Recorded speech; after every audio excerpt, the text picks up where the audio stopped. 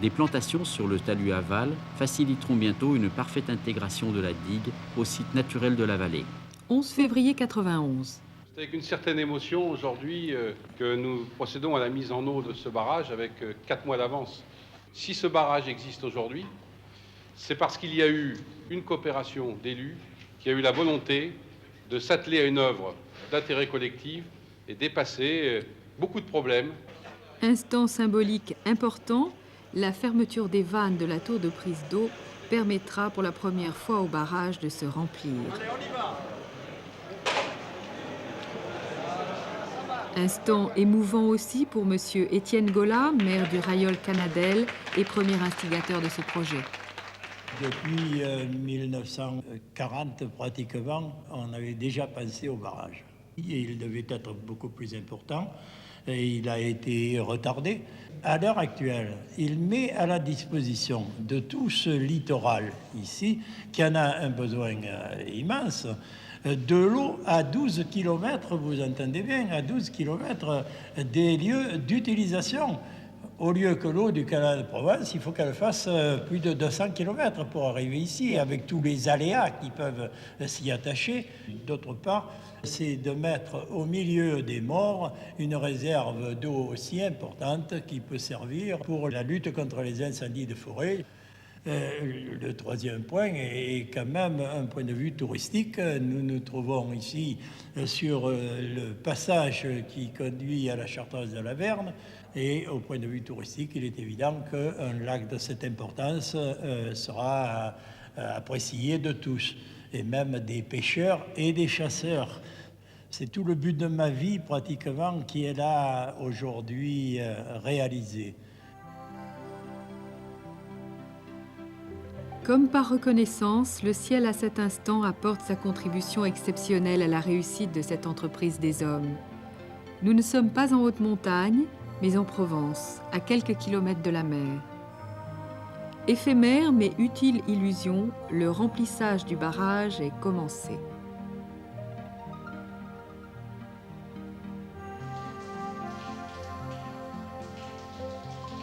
Sous la montagne, de part et d'autre du barrage, les systèmes de drainage entrent en action.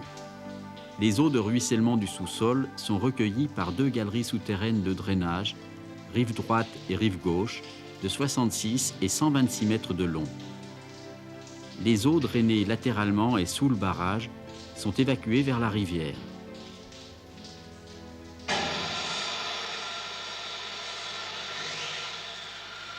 Une vanne, télécommandée ou manuelle, permet d'alimenter régulièrement le débit de la Verne qui coule désormais toute l'année.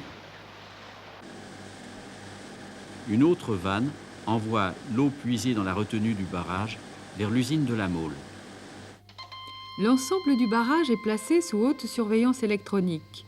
Sur toutes les lignes de force du site, des piézomètres, des cellules de pression interstitielle et de tassement, ainsi que des testeurs divers contrôlent la stabilité de l'ouvrage et l'efficacité du drainage souterrain.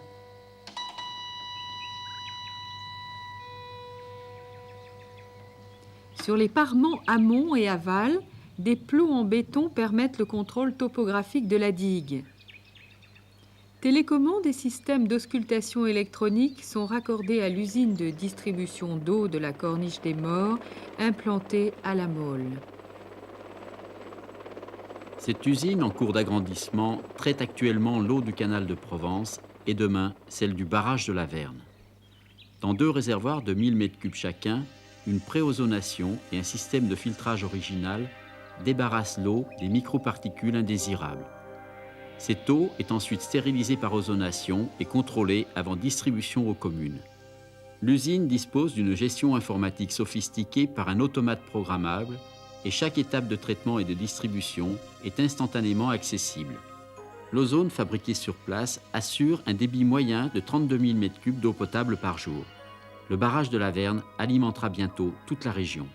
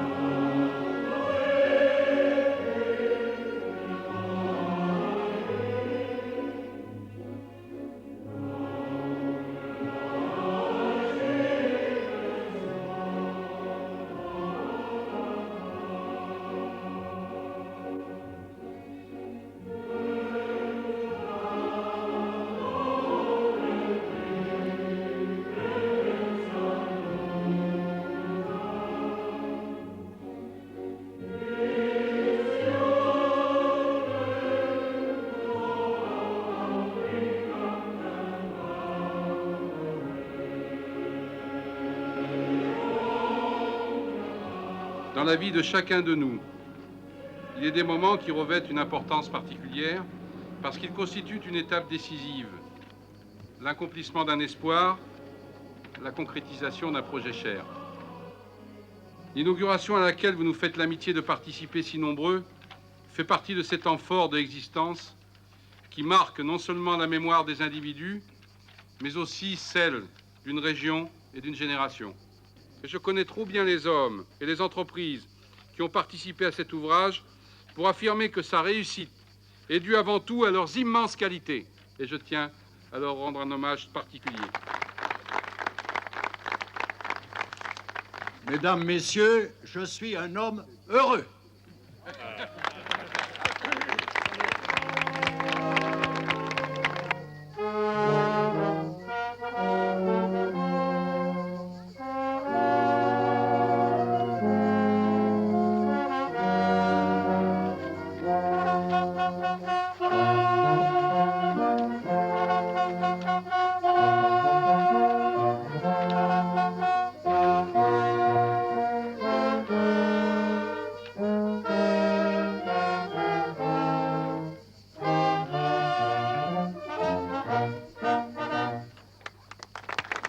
L'hymne national consacre solennellement la réussite d'une entreprise collective, l'aboutissement de plusieurs années de travail, d'efforts, de concertation générale et d'un référendum approuvé massivement par les habitants de la Mole.